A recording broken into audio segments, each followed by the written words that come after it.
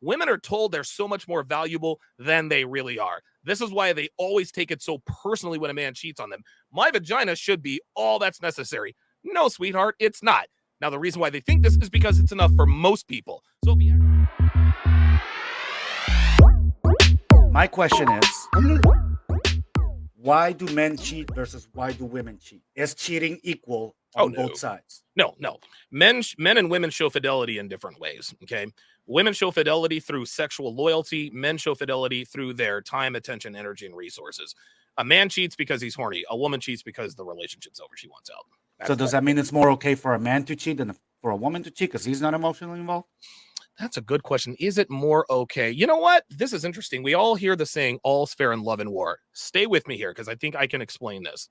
Okay. The reason why we ask questions like this, let me take it one step back.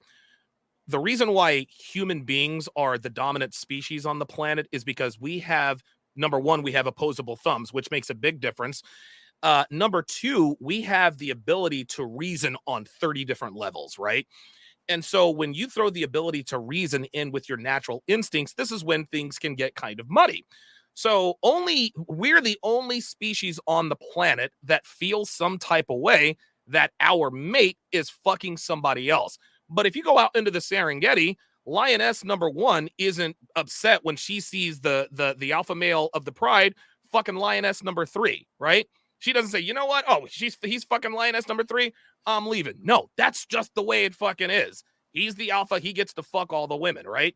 The same thing plays out in real life, but the women seem to have a problem with it. And the reason why women have a problem with it is their ability to reason. And their ability to reason comes from all of the validation.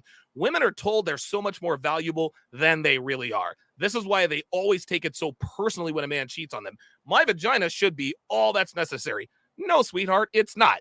Now, the reason why they think this is because it's enough for most people. So if he actually has the audacity to stray and stick his dick in another vagina, the world is going to end.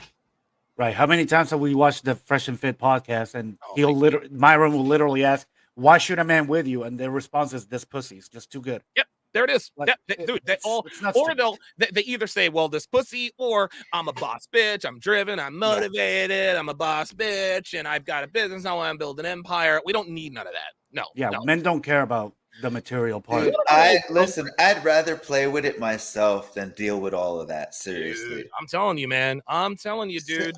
I you know what? tell Devin all the time, man. When and if this doesn't work out, I'm done with relationships. I don't have the time, brah. I really fucking don't. And you see it. That's actually more mainstream than most of the other things we're talking about. You see it on the news. All these women asking, why are men checking out of the dating world? Why are men not wanting to marry? Yep. That's the whole MGTOW movement. Yeah, the game, dude. I mean, the game is rigged, man. And it's it's funny. A lot of people, I'll actually, this is a conversation Devin and I had. I told her, I said, you want to know something? I said, it's interesting that I teach men how to be in good relationships with modern women from a modern point of view. But if somebody just came up to me, one person said, Donovan, tell me how to become successful with women. I have endless resources. I want to know how to be successful with women. My advice, leave the country, move to Eastern Europe, go to Southeast Asia, et cetera, et cetera. That is the only thing. That is the one and only thing that men can do to almost guarantee their success with women is to move. Now, you don't want to move to Australia, don't want to move to Canada, you don't want to move to the UK. Now, there are other places like Sweden where they're feminist hotbeds, but and Swedish people, I mean, they're clearly attractive, but those are the four mainstays of westernized feminism. If you have the resources, dude, get the hell out of the United States. But most men in the United States don't have the resources or the fearlessness to move to another country. So that's why I'm here. If you're not going to move to another country, then I'll tell you how to deal with women here. Even if you don't have the resources, I was actually looking into this not too long ago. I was thinking about going abroad to spend a year or 2 years. Yeah. You don't need all that much money. You can live comfortably in Portugal for $2,000 a month. Easy. You can live comfortably in Costa Rica. Yep. For like $1,200 a month, Yep. and that's like in a nice apartment in the city, Dude, or on a that little is house right by the beach. So that's the whole reason why I wanted to even start this podcast. That's insane. I have to leave my home to go find a good woman. Leave my home country. You're right. You're Are right. you kidding me? No, you're right. And I like your audacity. I feel this, dude. I feel exactly the same way. Bro, But it's terrible. it is. It's terrible. Do but you this is how it think? is. Do you guys think that eventually there's going to be a cap, and that all of this is going to boil over, and somehow women are going to I think men will completely withdraw, and women will kind of get the point, like, Something's got to shit. give. Something's got to give, right? I'm not saying it's going to happen within our lifetime, but maybe within. There are signs of it starting to happen. I don't think it's going to happen in our lifetime, but yeah, something's got to give. If things can't continue going the way they're going in the dating market, otherwise we're going to run out of people. So at some point, things like the world and culture has a way of correcting itself, right? Right. If obviously feminism it's widespread, it's taken over. But you can start to see there's a little bit of pushback. There's just a little bit of pushback. By the time it's at a full blown, okay, we're going to change the culture all the way back. The three of us will be 6 feet under, but it will happen. It's probably not going to happen in our lifetime. But you can see signs of it starting to happen here and there. Now the question is, with most, and feminism fits right into here. But with most mass movements that have happened throughout American history, and I'm a former political guy, that's why I kind of right, of course. Is there going to be an overcorrection? Is it going to swing wildly the other way? There is always an overcorrection, and I'll actually use the politics as an example. So Jimmy Carter's a good man, terrible fucking president. Good man, terrible fucking president. Yeah, I can probably debate that one, but. Oh, okay. All right. Well, yeah, you probably could. I don't want any. Listen. You've got the knowledge there, but so we corrected and we put Ronald Reagan in office, right? Then Ronald Reagan did such a good job in appealing to the Democrats that we actually then we elected George Herbert Walker Bush, or Bush the Elder. Well, guess what? We decided it's time for a change. So then we went to Bill Clinton. Bill Clinton put it way out there, right? Another 8 years. Wow, we can't have Bill Clinton. So we overcorrected to George W. Bush. George W. Bush pushed it even further. Then we way overcorrected to Barack Obama. Obama put it way the fuck out there. So we way overcorrected to Donald Trump. Donald Trump put it into the fucking stratosphere, so much so that things happened. And we haven't pushed it as far as Obama has gone. But and Biden is not as far left as Obama, but he's close. And so it's almost like the pendulum is starting to slow down a little bit. So when we talk about feminism versus masculinity, traditionalism versus this new age thinking, I think there will be an overcorrection, but that overcorrection, the overcorrection to the other way, it's going to take a lot longer than the overcorrection to feminism, because it did not take feminism very long to erode this country.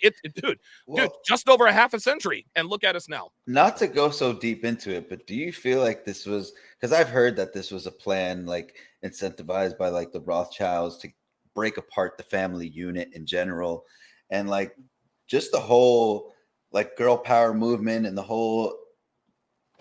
Dude, I don't know. It's just maybe I'm not a deep state kind of guy, but it wouldn't shock me to find out something like that was true. Wait, what did you say? I missed what he said. What did you say? Me? No, Justin. Oh, go ahead. I sent Joel a video not too long ago, and there was someone that was into the like feminist movement, but she was very aware of like there's radical feminism and then there's actual feminism. Yeah, sure. And she mentioned the name, and I have to go back and get the name, but there's a billionaire that's literally George Soros. I don't think it was Soros, but they're pushing basically transgender and gay because of the pharmaceutical money to be made. Yeah, I'm sure. A lot of that stuff. I agree that listen, I'm sure that this stuff is tied together. I'm not smart enough to make those you have to be on hormones for the rest of your life once you start taking them. Yeah, of course. And the same thing with sex change operations. Like they will gain a mass amount of money as long as they keep pushing it. I wouldn't doubt that at all. But and you're right, man. That's why That's why if the pendulum is going to swing back towards the tradition, it's going to take a little while longer, because now the country is financially invested in this movement. What's happening right now, and I got to jump after this.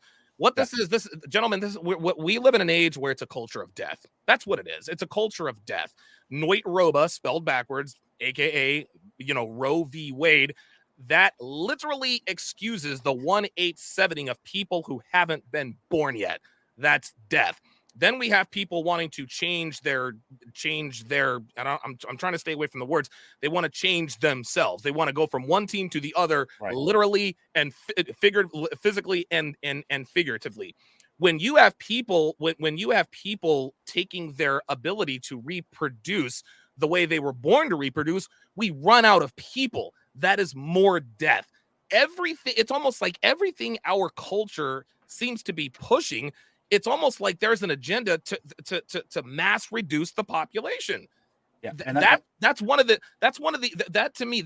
main common denominators to all of this, to all of this going on. I'm trying to be very, very careful here, but that seems to be the main common denominator. I'm going to get us canceled over here. Yeah, I know. We just don't want people. We don't want people having babies. That's, what? Let me end it here. Anytime you try to use policy or use the media or use propaganda to socially engineer gender dynamics or the population, it goes wrong. And the Chinese are finding out the hard way now. That's right. With the one-child policy. That's right. Let's leave it at that.